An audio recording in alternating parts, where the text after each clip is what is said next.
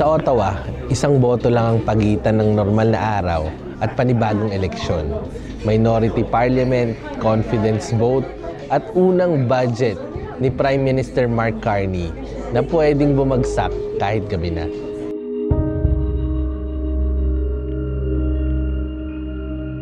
Ang final score sa House of Commons, 170 ang pabor sa liberal budget, 168 ang laban. 2 boto lang. Nakalusot ang budget na may billions in new spending para tulungan ang economy sa gitna ng trade war. Kasama ang mga cut sa public service na sinasabing magtitipid ng billions. At sa likod ng lahat ng to, lumalaki ang tanong, sino ang magbabayad sa dulo?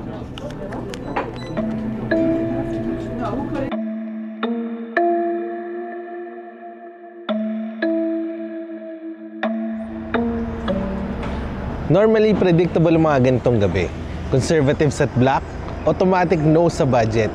Green Party leader Elizabeth May nag-announce ng yes pagkatapos mag-commit ni Carney na susundin ang Paris climate targets. Pero sa NDP, 7 MPs tahimik. Walang malinaw na demand, walang diretsong sagot kung sasali sila sa pagtumba ng gobyerno.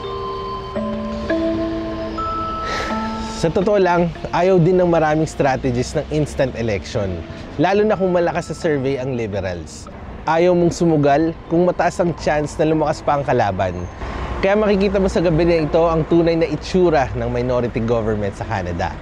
Public na prinsipyo sa mikropono, private na math at strategy sa likod ng camera.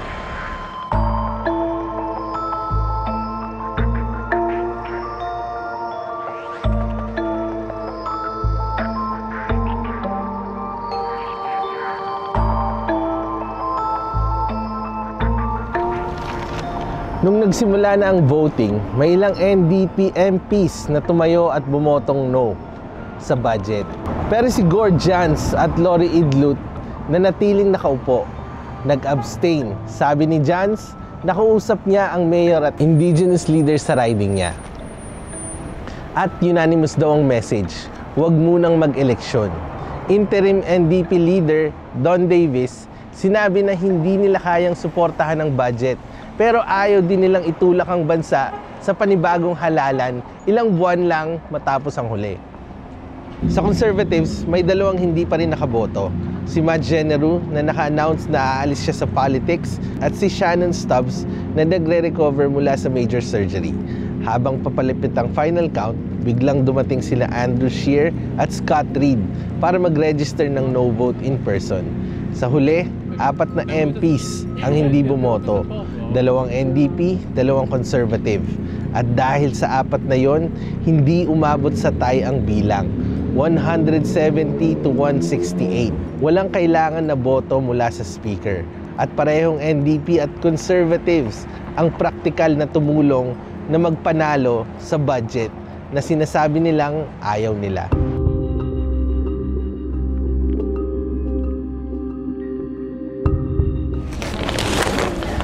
Pagkatapos ng mga cheers sa liberal benches, ibang usapan naman ang pumapasok sa utak ng mga magulang na nanonood sa bahay.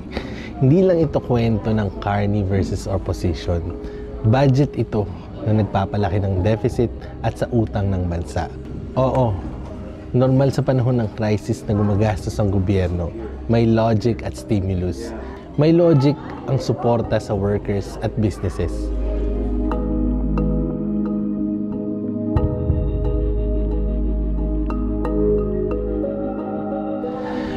Pero wala ring magic sa utang. May interest, may bayad buwan-buwan, at habang tumataas ang debt, lumiliit ang space sa future budgets para sa ibang bagay. Mas kaunting pondo sa school, healthcare, youth programs, housing, climate projects. Kapag mas maraming pera ang napupunta sa interest payment, mas maliit ang natitira para sa mga batang magmamana ng bansang to.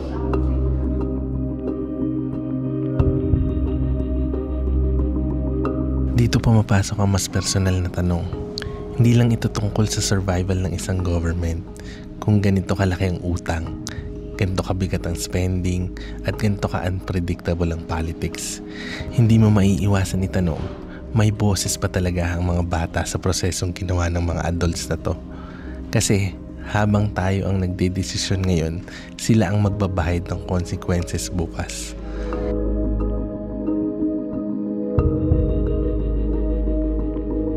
Sa panahon ngayon na may tools tayo katulad ng AI, ito naman ang take niya.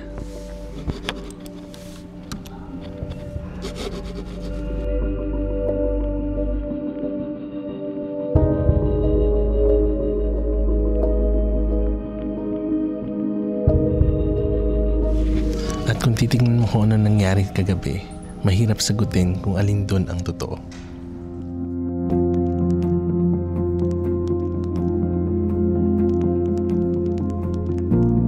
Kaya oo, immediate relief na walang panibagong eleksyon. Walang dagdag na stress, na campaign, walang bagong away sa mga lawns at debates. Pero kung titignan mo lampas sa headlines, makikita ang mas malalim na usapan.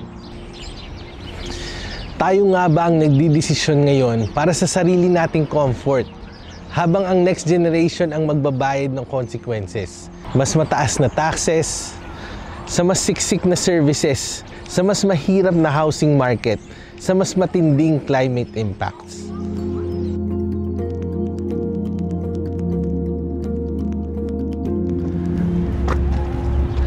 Sa huli, hindi lang kwento ng isang gabi sa Ottawa. Bilang mga magulang, kailangan nating bantayan ang paraan ng pagbabudget na parang sariling pamilya. Dahil bawat boto sa parliament, hindi lang para sa ngayon. Receivable yon sa pangalan ng mga anak natin. At isang araw, sila ang haharap sa tanong na iniiwasan nating sagutin ngayon.